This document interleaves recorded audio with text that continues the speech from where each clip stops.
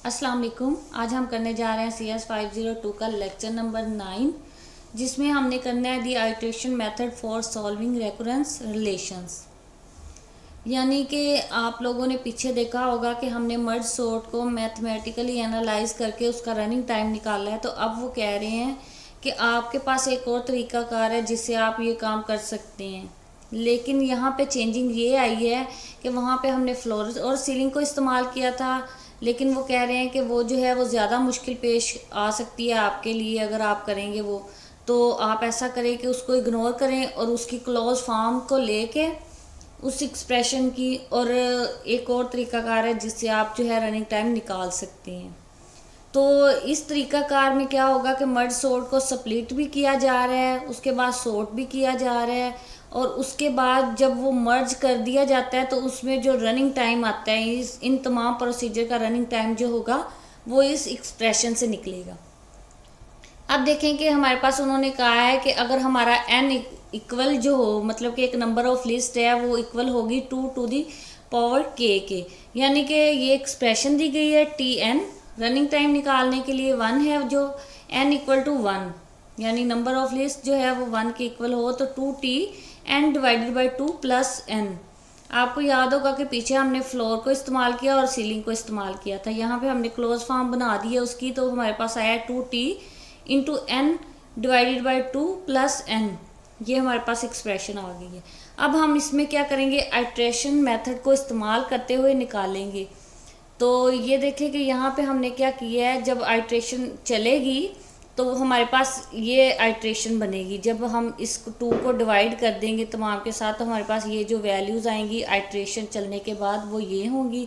इसके बाद जैसे जैसे ट्री, यानी कि एक ट्री लगा लें, ट्री के लेवल्स जो हैं, अगर हम लेवल्स में उन नोड्स को ऐड कर देते हैं, स्प्लिट करते हैं जैसे, तो आपको याद होगा कि स्प्लिट होने के बाद जब वो मर्ज होते हैं फिर वो जो तमाम प्रोसीजर है वो इसके ज़रिए किया गया है।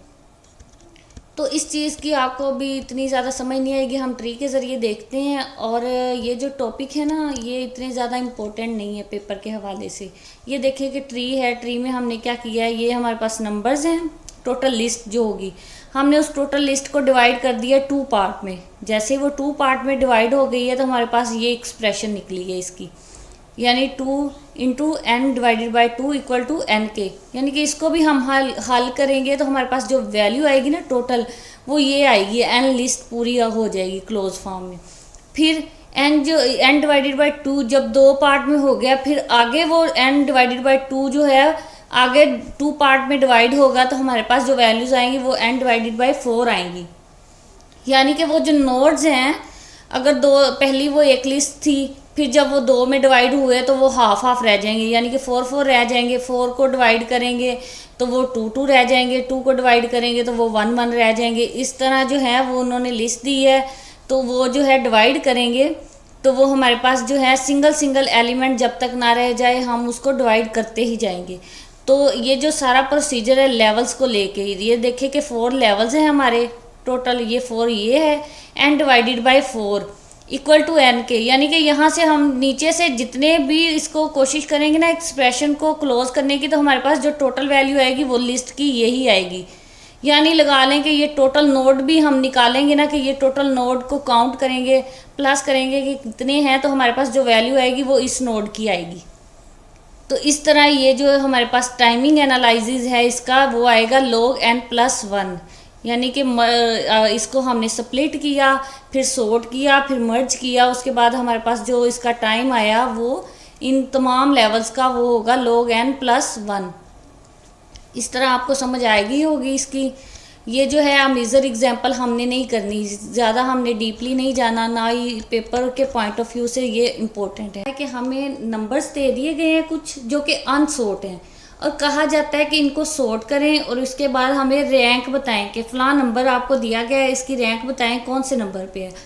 रैंक की डेफिनेशन इस तरह ले लें कि जो भी नंबर हमें ढूंढना है उससे कितने नंबर छोटे हैं उनको काउंट करना है, उसके बाद उनमें 1 प्लस कर देना है, नंबर की तादाद में 1 प्लस कर देना है, तो हमारे पास जो है रैंक उस नंबर की निकल आएगी जो हमें उन्होंने कहा है कि आप ढूंढ के दें हमें।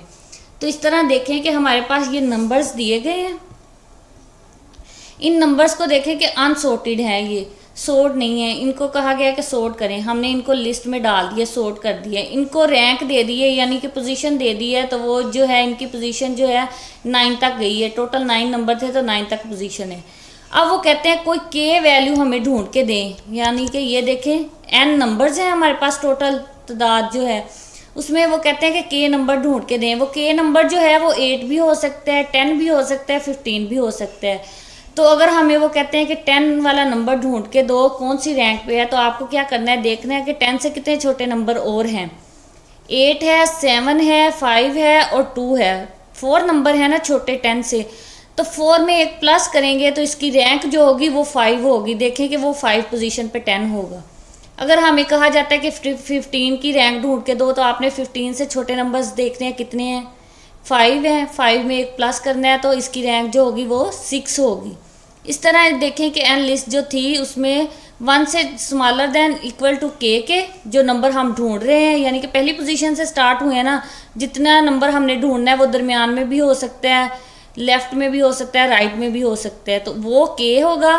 के जो होगा वो स्मॉलर देन इक्वल टू होगा एन वैल्यूज, यानी कि टोटल वैल्यूज से छोटा होगा या उनके बराबर हो सकता है। वो कैसे बराबर, इस तरह के 41 भी हो सकता है, एन में 41 हो तो के में भी 41 हो सकता है। कहा जाता है ना कि 41 को ढूंढ के दें, तो इसलिए हमने इक्वल का साइन भी लगाया है साथ।